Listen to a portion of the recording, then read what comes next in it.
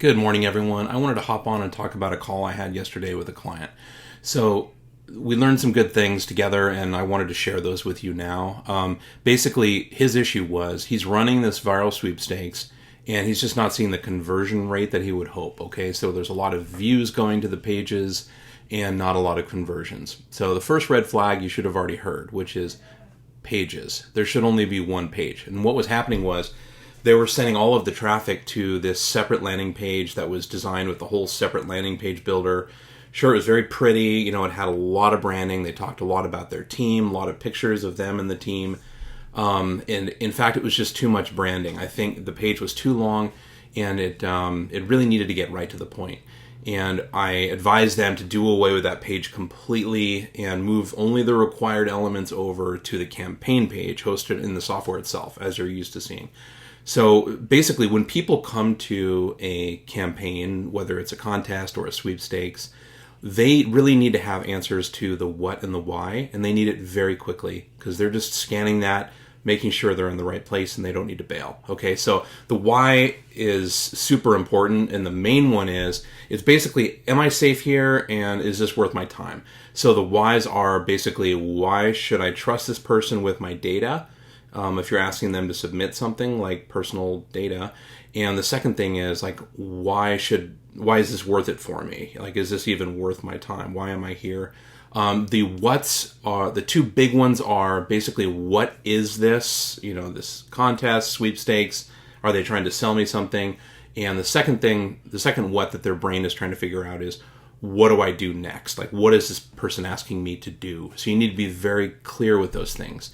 And everything else just needs to go. I mean, that page should be really minimalistic.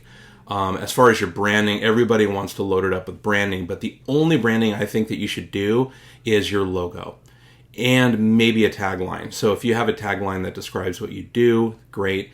If the name of your company alone says what you do, like Jaguar Heating and Air, that's enough. Just let them know that you're basically using this brand logo as a trust element, because your campaign page should be all about loading it up with trust elements, so they feel safe and they don't feel like they need to bail without giving you their information. So that is just a trust element. You're not there to inform them about why they should use you over your competitors and all of that. Trust me, there will be plenty of opportunities for branding your company, differentiating yourself, and converting them into a customer downstream. The main point of a viral sweepstakes is to get people into the very, very top of your funnel before they even know who you are. So with that in mind, just keep in mind, you're going to have a huge list of people. You're going to have triggered messaging that says, hey, by the way, Jaguar Heating and Air, we're the best at what we do, and we're the only people that work with this specific vendor that has a lifetime warranty. You'll have plenty of opportunity when you send those triggered emails down the road. Another big branding opportunity is the thank you page. So if you must do it within the campaign itself, put it on the thank you page. And don't do it in the form of, hey, we're Jaguar Heating and Air, we do this, this, this, and this with this big old bullet list. Do it in your viral sweepstakes bonus entry challenges. Let them learn organically about your company by giving them really smart challenges. Like, hey, you want to earn 50 points? Watch this video about our company. If you go and share this other video, we'll give you another 20 points. If you share that, our YouTube channel, or if you even follow our YouTube channel, go to our Facebook channel or our Facebook page and share a link to this sweepstakes, and if anybody else joins, then you're going to get something. So through the process of earning bonus entries, they should be learning more about your company, and every engagement leads you closer to a yes when it comes time to talk to a salesperson.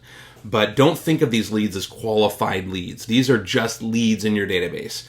Your job is to then subsequently send all this data automatically, integrate with your MailChimp or whatever you're using for your automation. That is your job at that point, is to follow up with them with information, very helpful information about your company, and how to work your funnel better than I do. Start those top of the funnel kinds of marketing campaigns so they start to trust you, and people will convert eventually if they know, like, and trust you. So anyway, getting back to your landing page, trust elements are things like keeping the page super clean. Don't have too many questions, don't have too many graphics, not too much text. Keep it super clean and balanced, and have your badge there, your logo, and don't have a big old list of testimonials, because they're not evaluating you for a purchase. They're only evaluating whether, if they sign up for this, are they going to get spammed. So you need to make it clear to them that you will not spam them, like right under the button where they submit their information. You should have a pretty bold statement there that says, we do not sell to third parties, your data is safe with us, and give them an opt-out as well. That's another little piece of trust. And don't ask too many questions. Every time you add an additional question, you're going to cut down on your conversion rate a lot, and they start to question your intentions. It's like, why do they need to know so much information about me if they're not going to sell this data? So it starts to smell fishy. Keep the questions only limited to what you need to administer the campaign. Like I said, don't worry, you will have other subsequent opportunities to email them and get them to go to your top of the funnel forms, like, hey, download this white paper. Great. If they're downloading a white paper, that's a value exchange. Now you can ask them, when are you thinking about buying? What type of equipment are you looking to buy? All of those qualifying questions that your salespeople really, really want. Don't let your sales team load up this sweepstakes with qualifying questions. It's not the right time for it. So let's talk a little bit more about the viral sweeps.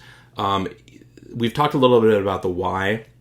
Why should I be here? Why do I trust you? Let's talk a little bit now about the what's. So the biggest what for me is not what to do. It is, what is this? You need to make it very clear from the outset what it is this is about, because they need to kind of understand, what your intentions are here. If it's a viral sweepstakes, the what should be the prize. The primary headline at the top of your campaign should be, iPad giveaway, and the secondary information should be, your brand information, which is very brief and consists of a logo and a tagline. And secondly, what to do should be secondary right after that. So they need to understand why, or what it is that they're competing for, and then below that, have some sort of a cleverly worded call to action right there, which is the what they should do. It's like, hey, enter your information below, and get that chance to win. So those are the what's for a viral sweepstakes.